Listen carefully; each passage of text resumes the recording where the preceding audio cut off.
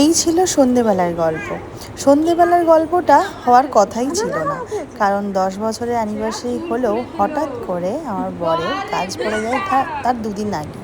ও চলে যায় ভোপাল, আসার কথা তার আগের দিন, কিন্তু ট্রেন এতটাই লেট ছিল যে এসে পৌঁছায় 25শে বৈশাখে একদম মানে দুপুর বিকেলের মাঝামাঝি সময়। খুবই রাগ হচ্ছিল মনে মনে, কিন্তু তারপর ঠিক হলো যে একটা ছোট্ট প্ল্যানিং ছিল, সেই প্ল্যানিংটা আমাদের এখানে বলার নয় আর কি, বলতে চাই না, বাট আমরা বন্ধুবান্ধবদের একটু ডেকে একটা মানে সুন্দর সন্ধ্যা কাটাতে পারি। আর দিনটা তো আমাদের বিবাহবার্ষিকীর থেকেও অনেক বড়, 25শে বৈশাখ, তো সেই সূত্রে ডাকাই যেতে পারে। তো তখন সবাইকে ওই সন্ধেবেলায় ডাকলাম। 7টার সময় আমি শাড়ি কিনতে গেলাম, আর আমার দেখো ওই দিনে এই শাড়িটা কিনে এনেছিলাম। কেমন শাড়িটা অবশ্যই জানিও। আমার এই টাইপের ভীষণ সিম্পল তাঁতের যে শাড়িগুলো পুরোনো দিনের হয় না, আমার খুব পছন্দ। তো মনে মনে ইচ্ছে ছিল এবার একটা শাড়ি পরবো, তো কিনে আনলাম। আর সবাইকে তো সুন্দর করে রেডি করি, সেই দিন একটু সবাই আমাকে রেডি করে দিয়েছিল। মেকআপ টেকআপ কিছু করিনি, স্কিনটাতে যেহেতু একটা সমস্যা চলছিল তাই জন্য মেকআপটা করিনি, কিন্তু একটু কাজল, লিপস্টিক আর হচ্ছে যে সানস্ক্রিন ইউজ করেছিলাম। তো তোমরা জানিও কিন্তু ওই দিন কেমন লাগছিল। আর ওই যে ঋতু আর আমাদের যে 5 মূর্তিগুলি আছে তারা সবাই মিলে আমাকে একটু রেডি করে দিচ্ছিলো, বেশ ভালোই লাগছিলো। প্রত্যেক দিন ব্রাইড রেডি করি, আর 10 বছর আগে একবার ব্রাইড হিসেবে সেজেছিলাম, আর এখন একটু রেডি হচ্ছি, মানে পরিয়ে দিচ্ছে, কেউ কানের পরিয়ে দিচ্ছে, জুয়েলারি পরিয়ে দিচ্ছে, একটা অন্যরকম অনুভূতি তো লাগছিলই। তো একটা টেনশন ছিল সবাইকে, যে এই তাড়াহুড়োর মুহূর্তে ডাকলাম, সবাইকে আসতে পারবে কি পারবে না। সত্যিই অনেকে অসুবিধার জন্য আসতেও পারেনি 7টার সময় বলায়, কিন্তু যারা আসা তারা এসেওছে, রাত্রি 10টা হলেও এসেছে। আর তাদের প্রত্যেকের জন্য আমরা দারুণ খুশি, তাদের প্রত্যেকে আসার জন্য অনেক অনেক অনেক ভালোবাসা এই দিনটাকে আরও সুন্দর করে তুলেছিল। আমাদের খুশি রানীর নাচ, মহুয়াদির আবৃত্তি, গান, আমার জামাইবাবুর গান, এবং প্রত্যেকে সুন্দর সুন্দর পারফরমেন্স, অর্পিতাদির নাচ, দারুণ একটা সন্ধ্যা তৈরি করেছিল। তার কিছু কিছু অংশ তোমাদের সাথে শেয়ার করলাম।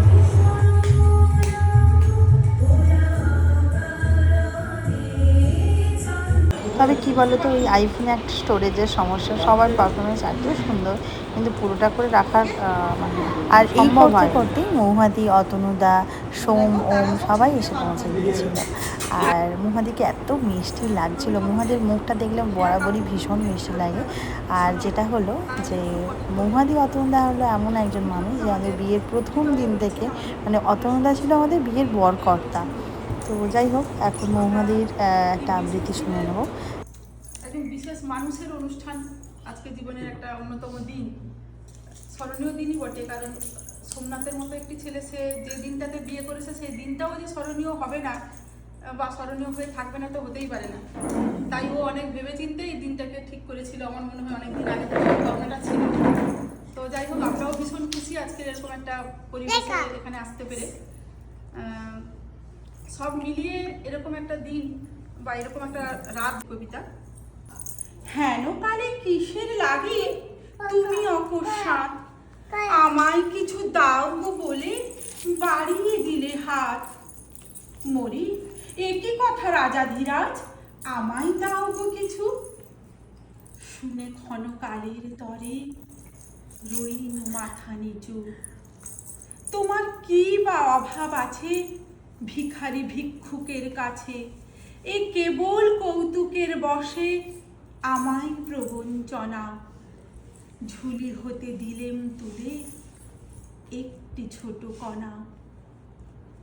যবে পাত্রখানি ঘরে এনে উজাড় করি, হে কি ভিক্ষা মাঝে একটি ছোট সোনার কণা দেখি। দিলেম যারা আজ ভিখারি রে, স্বর্ণ হয়ে এলো ফিরে, তখন কাঁদি চোখের জলে দুটি নয়ন ভরে।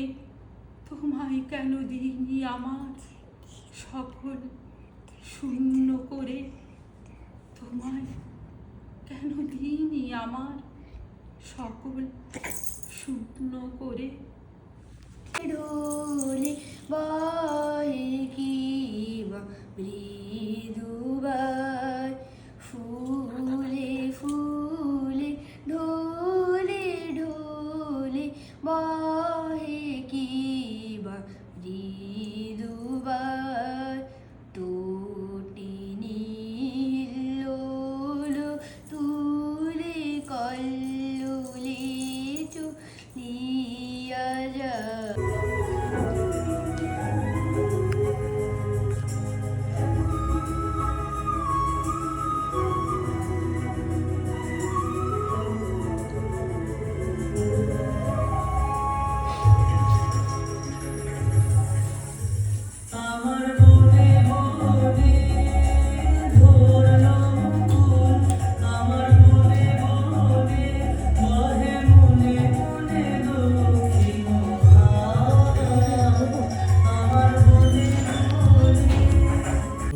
বসন্ত সমাগমে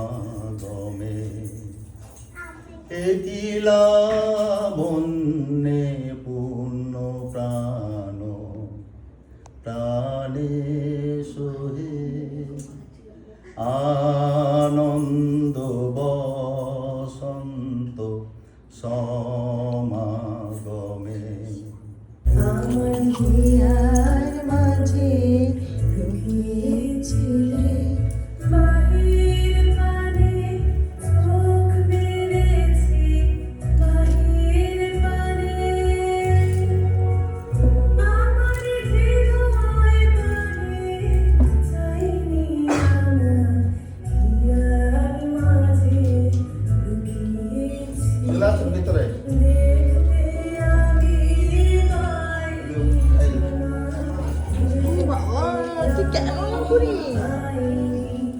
আমার হিয়ার খোলা হাত লাগিয়ে পালে তোমার খোলা হাত টুকরো করে কাছে আমি ডুবতে রাজি আছি, আমি ডুবতে রাজি আছি তোমার খোলা হাত।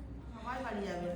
যেতে যেতে একলা পথে নিবেছে মোর বাতি